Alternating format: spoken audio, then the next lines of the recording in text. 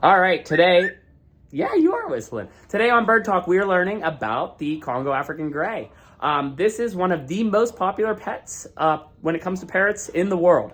And one of the reasons that they are so sought after is because of their speaking ability. So the Congo African Gray is commonly known as one of the best talking and mimicking birds in the world. So with that being said, they don't just learn to talk, they can actually learn word terminology. So to not harp on just their great speaking ability, what does that mean, word terminology? It means that they have the cognitive ability to understand what they're talking about. So if you show them a banana and tell them it's an apple, the bird will tell you it's a banana. Another thing they've learned to do is if you give them something they've never had before, they will try to give it a name. So, for example, if the bird has had bananas before and the bird has had chips before, but they've never had dried banana, the Congo African Gray has been recorded as learning to call it, like they make up their own name. They will call that banana chips. Another one that's been documented was one that had had bread before, but never had cake. When they gave that Congo African Gray cake, the bird called it yummy bread. So it makes sense. They're that intelligent. They are believed to have the intelligence of a 4 to 6 year old. So the cognitive ability of a 4 to 6 year old child. What that means is something really interesting. In multiple instances, prosecutors in murder cases have contemplated using the Congo African Gray as a witness in court, in a trial, so that they believe that these birds are so smart and so intelligent and have such a high cognitive ability that they would be able to be used to present in a murder case.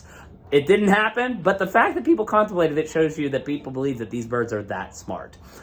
Their life expectancy in captivity is between 40 and 60 years. It has been documented them living longer than that. While in their wild counterparts, the average life expectancy is only 23 years. So your pet African Gray is going to live much longer than the wild counterpart. The Congo African Gray originates from Africa, in Congo, Ghana, and a few other areas.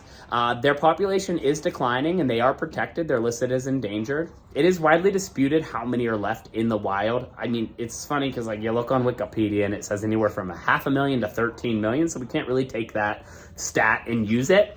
But their population, they are protected by CITES, who oversees, the classifications of endangered animals. So with that being said, they are very popular in the pet industry, and being that they are very popular, that means they also come with a very high price tag due to high demand and low supply. So Congo African Grays can range in price anywhere from $7,000, $7,500 all the way up to $10,000 depending on the color variety. There's actually different color morphs. You see how they get that red tail. Some of them are called red factors and they actually get red all through their chest. Yes. The Congo African Gray is also one of the larger species of African Grays. The smaller one is called the Timna African Gray. And originally they did believe that those were in the same species of bird, that the Timna Gray was a subspecies of the Congo Gray, but in more recent years, they've actually separated them into their own species of birds. So they require a very large cage. We recommend a minimum cage size of 40 inches by 30 inches. Bigger is always better. They need a ton of time outside of their cage. They need a ton of attention and they need a ton of mental stimulation. So if it's actually documented that almost 30 to 40% of Timna or Congo Grays will do some feather plucking, and birds that pluck feathers are typically distressed or stressed out. Meaning they're not getting enough attention. So imagine a 4 to 6 year old child needs a ton of attention. Your Congo African Gray is going to need a ton of attention.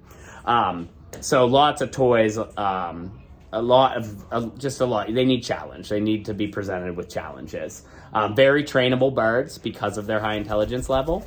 So definitely can train them to do, I hate to use the word tricks, but I mean, for real, it's not bad for them to learn to do these different things. It's, again, that's stimulating their brains. So I think I covered mostly everything. If you guys have any questions, please feel free to drop them in the comments, and we will do our best to answer it. And thanks, as always, for watching, guys.